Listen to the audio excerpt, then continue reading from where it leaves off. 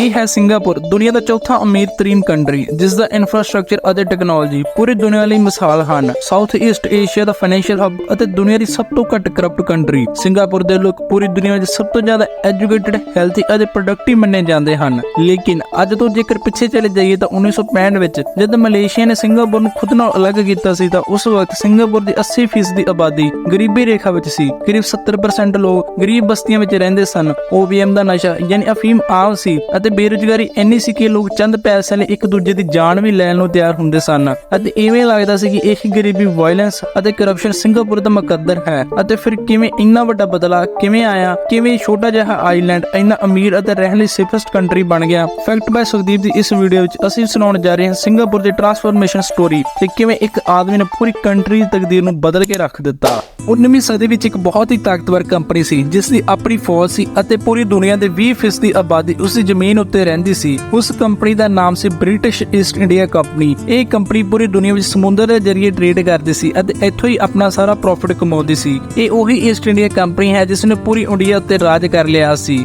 ਖੈਰ, ਉਸ ਜ਼ਮਾਨੇ ਵਿੱਚ ਇਸ ਕੰਪਨੀ ਦਾ ਸਭ ਤੋਂ ਪ੍ਰੋਫਿਟੇਬਲ ਮਾਲ ਸੀ ਚਾਈਨੀਜ਼ ਟੀ। ਇਹ ਟੀ ਖਰੀਦਣ ਲਈ ਕੰਪਨੀ ਨੂੰ ਬਹੁਤ ਸਾਰਾ ਓਪੀਅਮ ਵੇਚਣਾ ਪੈਂਦਾ ਸੀ। ਉਹ ਓਪੀਅਮ ਜੋ ਨਾਰਥਰਨ ਇੰਡੀਆ ਵਿੱਚ ਉਗਾਉਂਦੀ ਸੀ। ਇਸ ਕੰਪਨੀ ਦਾ ਇਹ ਸਾਰਾ ਟ੍ਰੇਡ ਇਸ ਛੋਟੀ ਜਿਹੀ ਜਗ੍ਹਾ ਤੋਂ ਗੁਜ਼ਰਦਾ ਸੀ ਜਿਸ ਨੂੰ ਸਟ੍ਰੇਟ ਆਫ ਮਲਾਕਾ ਵੀ ਕਿਹਾ ਜਾਂਦਾ ਹੈ। ਕੁਝ ਹੀ ਸਾਲਾਂ ਵਿੱਚ ਇਹ ਕੋਰੀਡੋਰ ਕੰਪਨੀ ਦਾ ਸਭ ਤੋਂ ਜ਼ਿਆਦਾ ਪ੍ਰੋਫਿਟੇਬਲ ਰੂਟ ਬਣ ਗਿਆ ਸੀ ਜਿਸ ਤੋਂ ਇਸ ਨੂੰ 50% ਦੀ ਰੈਵਨਿਊ ਆਉਣਾ ਸ਼ੁਰੂ ਹੋ ਗਿਆ। ਲੇਕਿਨ ਇਹ ਸਾਰੇ ਰੂਟ ਨੂੰ ਸੇਫ ਬਣਾਉਣ ਲਈ ਕੰਪਨੀ ਕੋਲ ਆਪਣਾ ਸੀ ਪੋਰਟ ਹੋਣਾ ਬਹੁਤ ਜ਼ਰੂਰੀ ਸੀ। ਈਸਟ ਇੰਡੀਆ ਕੰਪਨੀ ਦਾ ਇਹੀ ਮਕਸਦ ਪੂਰਾ ਕਰਨ ਲਈ ਸਰ ਥਾਮਸ ਰੈਫਲ ਨੇ ਇਸ ਛੋਟੇ ਜਿਹੇ ਆਈਲੈਂਡ ਤੇ ਇੱਕ ਪੋਰਟ ਬਣਾਇਆ ਜਿਸ ਨੂੰ ਅੱਗੇ ਚੱਲ ਕੇ ਦੁਨੀਆ ਸਿੰਗਾਪੁਰ ਦੇ ਨਾਮ ਤੋਂ ਜਾਣਨ ਵਾਲੀ ਸੀ। ਅਤੇ ਇੱਕ ਹੋਰ ਜ਼ਬਰਦਸਤ ਚੀਜ਼ ਕੀਤੀ ਗਈ ਕਿ ਇਸ ਪੋਰਟ ਨੂੰ ਫ੍ਰੀ ਪੋਰਟ ਬਣਾਇਆ ਗਿਆ, ਮਤਲਬ ਇੱਥੇ ਕਿਸੇ ਕਿਸਮ ਦਾ ਕੋਈ ਵੀ ਟੈਕਸ ਨਹੀਂ ਸੀ। ਆਪਣੀ ਜ਼ਬਰਦਸਤ ਲੋਕੇਸ਼ਨ ਅਤੇ ਟੈਕਸ ਫ੍ਰੀ ਪਾਲਿਸੀ ਦੀ ਵਜ੍ਹਾ ਕਰਕੇ ਇਹ ਬੰਦਰਗਾਹ ਬਹੁਤ ਜਲਦ ਦੁਨੀਆ ਦੇ तमाम ਟ੍ਰੇਡਰ ਦੀ ਨਜ਼ਰ ਵਿੱਚ ਆ ਗਈ ਅਤੇ ਹੁਣ ਹਰ ਵਕਤ ਇੱਥੇ ਹਜ਼ਾਰਾਂ ਸ਼ਿਪਸ ਆਉਣਾ ਜਾਣਾ ਸ਼ੁਰੂ ਹੋ ਗਿਆ। ਚਾਈਨਾ ਤੋਂ ਲੈ ਕੇ ਇੰਡੀਆ ਤੱਕ, ਯੂਰਪ ਤੱਕ तमाम ਸਮੁੰਦਰੀ ਜਹਾਜ਼ ਇਸ ਪੋਰਟ ਤੋਂ ਗੁਜ਼ਰਨ ਲੱਗੇ। 1867 ਵਿੱਚ ਇਸ ਆਈਲੈਂਡ ਨੂੰ ਬ੍ਰਿਟਿਸ਼ ਕਲੋਨੀ ਦਾ ਹਿੱਸਾ ਬਣਾ ਦਿੱਤਾ ਗਿਆ। ਦੁਨੀਆ ਵਿੱਚ ਮੌਜੂਦ ਇਸ ਛੋਟੇ ਜਿਹੇ ਆਈਲੈਂਡ ਦੀ ਇੰਪੋਰਟੈਂਸ ਵੱਧਦੀ ਹੀ ਜਾਂਦੀ ਸੀ ਅਤੇ ਦੂਜੀ ਤਰਫ ਹਕੂਮਤੀ ਕੰਟਰੋਲ ਨਾ ਹੋਣ ਕਰਕੇ ਸਿੰਗਾਪੁਰ ਓਪੀਐਮ, ਪ੍ਰੋਸਟੀਟਿਊਸ਼ਨ ਅਤੇ ਜੂਏ ਦਾ ਅੱਡਾ ਵੀ ਬਣ ਗਿਆ। ਇਸੇ ਦੌਰਾਨ 1941 ਚ ਵਰਲਡ ਵਾਰ ਦੇ ਦੌਰਾਨ ਜਾਪਾਨ ਨੇ ਸਿੰਗਾਪੁਰ ਤੇ ਹਮਲਾ ਕਰ ਦਿੱਤਾ ਅਤੇ 1945 ਤੱਕ ਸਾਊਥ ਈਸਟ ਏਸ਼ੀਆ ਦਾ ਇਹ ਹਿੱਸਾ ਇੱਕ ਤਬਾਹਸ਼ੁਦਾ ਖੰਡਰ ਬਣ ਕੇ ਰਹਿ ਗਿਆ। ਬ੍ਰਿਟੇਨ ਨੇ ਇਸ ਸਾਰੇ ਅਰਸੇ ਵਿੱਚ ਸਿੰਗਾਪੁਰ ਦੀ ਕੋਈ ਖਾਸ ਮਦਦ ਨਹੀਂ ਕੀਤੀ ਅਤੇ ਇਸ ਦੇ ਨਤੀਜੇ ਵਿੱਚ ਲੋਕਲਸ ਨੂੰ ਬ੍ਰਿਟੇਨ ਦੇ ਖਿਲਾਫ ਬਹੁਤ ਜ਼ਿਆਦਾ ਨਫ਼ਰਤ ਪੈਦਾ ਹੋ ਗਈ। ਇਸੇ ਦੌਰਾਨ ਉਹ ਆਦਮੀ ਸਾਹਮਣੇ ਆਇਆ ਜੋ ਸਿੰਗਾਪੁਰ ਦੀ ਤਕਦੀਰ ਬਦਲਣ ਵਾਲਾ ਸੀ। ਉਸ ਦਾ ਨਾਮ ਸੀ ਲੀ ਕੁਆਨ ਯੂ। ਲੀ ਪੇਸ਼ੇ ਦੇ ਲਿਹਾਜ਼ ਤੋਂ ਇੱਕ ਲਾਇਰ ਸੀ ਜਿਸ ਨੇ 1955 ਵਿੱਚ ਪੀਪਲ ਐਕਸ਼ਨ ਪਾਰਟੀ ਦੇ ਨਾਮ ਤੋਂ ਇੱਕ ਪੋਲੀਟੀਕਲ ਪਾਰਟੀ ਬਣਾਈ ਅਤੇ ਉਸ ਸਾਲ ਹੋਣ ਵਾਲੇ ਲੋਕਲ ਇਲੈਕਸ਼ਨ ਵਿੱਚ ਚੰਦ ਸੀਟ ਵੀ ਹਾਸਲ ਕਰ ਲਈਆਂ ਸਨ। ਲੇਕਿਨ ਬਹੁਤ ਜਲਦੀ ਇਹ ਲੋਕਾਂ ਦੇ ਵਿੱਚ ਫੇਮਸ ਹੋ ਗਿਆ ਅਤੇ ਫਿਰ 1959 ਵਿੱਚ ਉਹ ਮਲਾਇਆ ਦਾ ਪ੍ਰਾਈਮ ਮਿਨਿਸਟਰ ਵੀ ਰਿਹਾ। ਉਸ ਵਕਤ ਮਲੇਸ਼ੀਆ ਅਤੇ ਸਿੰਗਾਪੁਰ ਇੱਕ ਹੀ ਕੰਟਰੀ ਹੁੰਦੇ ਸਨ ਜਿਸ ਨੂੰ ਮਲਾਇਆ ਕਿਹਾ ਜਾਂਦਾ ਸੀ। ਲੀ ਦੇ ਪ੍ਰਾਈਮ ਮਿਨਿਸਟਰ ਬਣਨ ਦੇ ਸਿਰਫ 3 ਸਾਲ ਬਾਅਦ ਮਲੇਸ਼ੀਆ ਸਿੰਗਾਪੁਰ ਤੋਂ ਅਲੱਗ ਹੋ ਗਿਆ।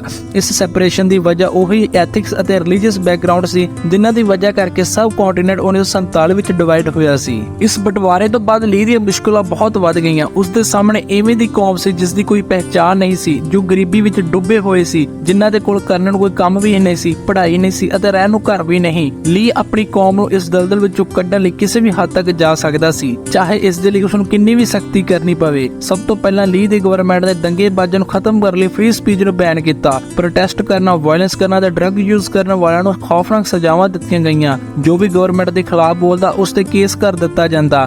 ਇੱਥੋਂ ਤੱਕ ਕਿ ਚਿੰਗਮ ਸੁੱਟਣ ਵਾਲਿਆਂ ਨੂੰ ਪਬਲਿਕ ਵਿੱਚ ਸਜ਼ਾ ਦਿੱਤੀ ਗਈ। ਸੁਣਨ ਵਿੱਚ ਤਾਂ ਇਹ ਕਾਫੀ ਸਖਤ ਲੱਗ ਰਿਹਾ ਸੀ, ਪਰ ਇਹ ਸਭ ਦੇ ਐਕਸ਼ਨ ਬਹੁਤ ਹੀ ਹੈਰਾਨੀਜਨਕ ਰਿਜ਼ਲਟ ਸਾਹਮਣੇ ਲੈ ਕੇ ਆਏ। ਪੋਲੀਟੀਕਲ ਅਤੇ ਐਥਨਿਕ ਟੈਂਸ਼ਨਸ ਘੱਟ ਹੋਣਾ ਸ਼ੁਰੂ ਹੋ ਗਈ। ਲੀ ਦਾ ਵੀ ਇਹੀ ਖਿਆਲ ਸੀ ਕਿ ਜਦ ਤੱਕ ਲੋਕਾਂ ਨੂੰ ਖੁਸ਼ਹਾਲੀ ਮਿਲੇਗੀ ਉਹਨਾਂ ਨੂੰ ਫਿਰ ਕਿਸੇ ਚੀਜ਼ ਦੀ ਪਰਵਾਹ ਨਹੀਂ ਹੋਵੇਗੀ। ਇਹ ਤਾਂ ਸਿਰਫ ਇੱਕ ਸ਼ੁਰੂਆਤ ਸੀ। ਸਿੰਗਾਪੁਰ ਦਾ ਉਸ ਵਕਤ ਸਭ ਤੋਂ ਵੱਡਾ ਇਕਨੋਮਿਕ ਮਸਲਾ ਸੀ ਹਾਊਸਿੰਗ, ਯਾਨੀ ਰਹਿਣ ਲਈ ਘਰਾਂ ਦਾ ਨਾ ਹੋਣਾ। ਸਿੰਗਾਪੁਰ ਦੇ 70% ਲੋਕ ਕੱਚੇ ਘਰਾਂ ਵਿੱਚ ਰਹਿੰਦੇ ਸਨ। ਲੀ ਨੇ ਇੱਕ ਕੰਟਰੋਵਰਸ਼ੀਅਲ ਲਾਅ ਪਾਸ ਕੀਤਾ ਜਿਸ ਦੇ ਮੁਤਾਬਕ ਗਵਰਨਮੈਂਟ ਕਿਸੇ ਵੀ ਜ਼ਮੀਨ ਨੂੰ ਸਸਤੇ ਰੇਟ ਤੇ ਖਰੀਦ ਸਕਦੀ ਹੈ। ਇਸ ਸਸਤੀ ਜ਼ਮੀਨ ਨੂੰ ਖਰੀਦ ਕੇ ਗਵਰਨਮੈਂਟ ਨੇ ਸਸਤੇ ਘਰ ਬਣਾਉਣੇ ਸ਼ੁਰੂ ਕਰ ਦਿੱਤੇ। ਲੋਕ ਇਹਨੇ ਸਸਤੇ ਘਰਾਂ ਨੂੰ ਖਰੀਦ ਸਕਣ ਇਸ ਲਈ ਇੱਕ ਹੋਰ ਰੂਲ ਪਾਸ ਕੀਤਾ ਗਿਆ ਜਿਸ ਵਿੱਚ ਹਰ ਕਿਸੇ ਦੀ ਸੈਲਰੀ ਵਿੱਚੋਂ 25% ਕੱਟ ਕੇ ਸੈਂਟਰਲ ਪ੍ਰੋਵੀਡੈਂਟ ਫੰਡ ਵਿੱਚ ਸੇਵ ਕੀਤਾ ਜਾਂਦਾ ਅਤੇ 25% ਗਵਰਨਮੈਂਟ ਆਪਣੇ ਕੋਲੋਂ ਦਿੰਦੀ। ਇਸ ਤਰ੍ਹਾਂ 50% ਸੇਵਿੰਗ ਹਰ ਬੰਦੇ ਦੀ ਜਮ੍ਹਾਂ ਹੁੰਦੀ ਗਈ ਅਤੇ ਲੋਕਾਂ ਨੇ ਖੁਸ਼ੀ ਸਮੇਂ ਵਿੱਚ ਘਰ ਖਰੀਦਣੇ ਸ਼ੁਰੂ ਕਰ ਦਿੱਤੇ। ਅੱਜ 80% ਸਿੰਗਾਪੁਰ ਦੇ ਲੋਕ ਉਹਨਾਂ ਘਰਾਂ ਵਿੱਚ ਹੀ ਰਹਿੰਦੇ ਹਨ ਜੋ ਗਵਰਨਮੈਂਟ ਨੇ ਬਣਾਏ ਸੀ। ਹਾਊਸਿੰਗ ਤੋਂ ਬਾਅਦ ਦੂਜਾ ਸਭ ਤੋਂ ਵੱਡਾ ਮਸਲਾ ਸੀ ਜੌਬਸ ਦਾ। ਸਿੰਗਾਪੁਰ ਕੋਲ ਨਾ ਹੀ ਤਾਂ ਕੋਈ ਨੈਚੁਰਲ ਰਿਸੋਰਸ ਸੀ ਅਤੇ ਨਾ ਹੀ ਕੋਈ ਗੁਆਂਢੀ ਦੇਸ਼ ਜਿਸ ਨਾਲ ਟ੍ਰੇਡ ਕਰਨਾ ਚਾਹੁੰਦਾ ਸੀ। ਲੀ ਇਹ ਸਮਝ ਚੁੱਕਾ ਸੀ ਕਿ ਜੌਬਸ ਕ੍ਰੀਏਟ ਕਰਨ ਦਾ ਇੱਕ ਹੀ ਤਰੀਕਾ ਹੈ ਕਿ ਬਾਹਰ ਤੋਂ ਫੋਰਨ ਇਨਵੈਸਟਮੈਂਟ ਲਿਆਂਦੀ ਜਾਵੇ। ਇਸ ਨੂੰ ਦੇਖਦੇ ਹੋਏ ਟੈਕਸਸ ਲੋ ਕਰ ਦਿੱਤੇ ਗਏ ਅਤੇ ਰੈਗੂਲੇਸ਼ਨ ਤਕਰੀਬਨ ਖਤਮ ਹੀ ਕਰ ਦਿੱਤੀ ਗਈ।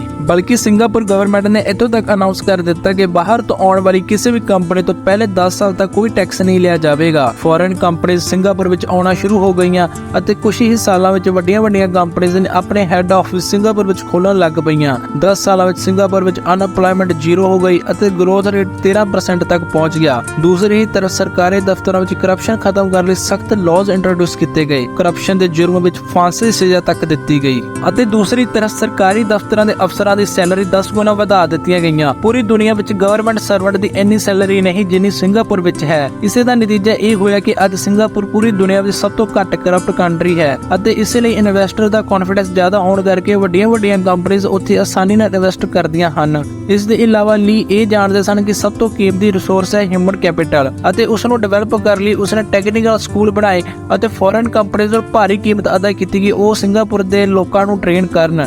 ਇਸ ਦੇ ਨਤੀਜੇ ਸਿੰਗਾਪੁਰ ਦੀ ਵਰਕਫੋਰਸ ਸਭ ਤੋਂ ਮਿਹਨਤੀ ਵਰਕਫੋਰਸ ਬਣ ਗਈ। ਜ਼ਿਆਦਾ ਲੋਕ ਪੈਸਾ ਕਮਾਉਣਾ ਸ਼ੁਰੂ ਹੋ ਗਏ, ਮਤਲਬ ਸਰਕਾਰ ਲਈ ਪੈਨਸ਼ਨ ਫੰਡ ਵਿੱਚ ਜ਼ਿਆਦਾ ਪੈਸਾ ਆਉਣਾ ਸ਼ੁਰੂ ਹੋ ਗਿਆ ਅਤੇ ਉਹੀ ਪੈਸਾ ਸਰਕਾਰ ਨੇ ਲੋਕਾਂ ਦੀ ਬਿਹਤਰੀਨ ਜ਼ਿੰਦਗੀ ਲਈ ਖਰਚ ਕਰਨਾ ਸ਼ੁਰੂ ਕਰ ਦਿੱਤਾ। State of the art hospital ਬਣਨਾ ਸ਼ੁਰੂ ਹੋ ਗਏ। ਰੋਡਸ, ਬਿਲਡਿੰਗ ਅਤੇ ਸਕੂਲ ਉੱਤੇ ਗਵਰਨਮੈਂਟ ਨੇ ਪੈਸਾ ਲਗਾਉਣਾ ਸ਼ੁਰੂ ਕਰ ਦਿੱਤਾ ਅਤੇ ਇਸੇ ਦਾ ਨਤੀਜਾ ਹੈ ਕਿ ਅੱਜ ਸਿੰਗਾਪੁਰ ਦਾ ਇਨਫਰਾਸਟ੍ਰਕਚਰ ਪੂਰੀ ਦੁਨੀਆ ਵਿੱਚ ਸਭ ਤੋਂ ਜ਼ਿਆਦਾ ਜ਼ਬਰਦਸਤ ਹੈ ਅਤੇ ਉਸ ਦੀ ਐਜੂਕੇਸ਼ਨ ਦਾ ਲੈਵਲ ਇਹ ਹੈ ਕਿ ਸਿੰਗਾਪੁਰ ਦੇ ਸਟੂਡੈਂਟ ਗਲੋਬਲੀ ਹੋਣ ਵਾਲੇ ਟੈਸਟ ਵਿੱਚ ਸਭ ਤੋਂ ਹਾਈਐਸਟ ਸਕੋਰ ਕਰਦੇ ਹਨ।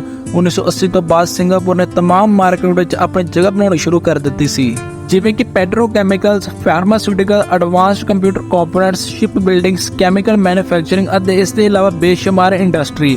ਅੱਜ ਦੀ ਡੇਟ ਵਿੱਚ ਸਿੰਗਾਪੁਰ ਤੀਜਾ ਸਭ ਤੋਂ ਵੱਡਾ oil and gas trading country ਬਣ ਚੁੱਕਿਆ ਹੈ। ਸਿੰਗਾਪੁਰ ਹੁਣ ਦੁਨੀਆ ਦੇ ਅਮੀਰ ਤਰੀਨ ਕੰਟਰੀਜ਼ ਵਿੱਚ ਆਉਂਦਾ ਹੈ। ਦੁਨੀਆ ਦਾ ਸਭ ਤੋਂ ਵੱਡਾ ਦੂਸਰਾ ਸੀਪੋਰਟ ਸਿੰਗਾਪੁਰ ਦੇ ਕੋਲ ਹੈ ਅਤੇ ਇਹੀ ਨਹੀਂ ਬਲਕਿ it is the second easiest nation to do business with. ਇੱਥੋਂ ਦੇ ਲੋਕਾਂ ਨੂੰ world class health care, housing and education facilities ਮਿਲਦੀਆਂ ਹਨ। ਸਿੰਗਾਪੁਰ ਦੀ ਤਰੱਕੀ ਅਸਲ ਵਿੱਚ ਇੱਕ ਲੀਡਰ ਦੀ ਆਪਣੀ ਕੌਮ ਨਾਲ ਜ਼ਬਰਦਸਤ ਮੁਹੱਬਤ ਅਤੇ ਲਾਇਲਟੀ ਦਾ ਨਤੀਜਾ ਹੈ। ਲੀ ਦੀ ਪਾਲਿਸੀਜ਼ ਸ਼ਾਇਦ ਦੁਨੀਆ ਦੀ ਨਜ਼ਰ ਵਿੱਚ ਪਰਫੈਕਟ ਨਾ ਹੋਣ, ਲੇਕਿਨ ਉਹ ਸਿੰਗਾਪੁਰ ਲਈ ਪਰਫੈਕਟ ਜ਼ਰੂਰ ਸੀ। ਦੂਸਰੀ ਤਰਫ ਆਪਣਾ ਖਿੱਤਾ ਜੋ ਕਿ ਨੈਚੁਰਲ ਰਿਸੋਰਸ ਨਾਲ ਮਾਲਾਮਾਲ ਹੋਣ ਦੇ ਬਾਵਜੂਦ ਵੀ ਅੱਜ ਸਟੈਂਡਰਡ ਆਫ ਲਿਵਿੰਗ ਦੇ ਮਾਮਲੇ ਵਿੱਚ ਸਿੰਗਾਪੁਰ ਤੋਂ ਕਈ ਸਾਲ ਪਿੱਛੇ ਹੈ ਅਤੇ ਨਾ ਜਾਣੇ ਕਿੰਨੇ ਹੋਰ ਸਾਲ ਬਾਅਦ ਇਵੇਂ ਹੀ ਰਹੇਗਾ। ਅਰਦਾਸ ਹੈ ਕਿ ਪੰਜਾਬ ਨੂੰ ਵੀ ਲੀ ਵਰਗਾ ਸਿੰਸੀਅਰ ਅਤੇ ਹੌਨੈਸਟ ਲੀਡਰ ਮਿਲ ਜਾਏ। ਇਹੋ ਜਿਹੀਆਂ ਹੋਰ ਵੀਡੀਓਜ਼ ਦੇਖਣ ਸਾਡੇ ਚੈਨਲ ਨੂੰ ਸਬਸਕ੍ਰਾਈਬ। ਧੰਨਵਾਦ।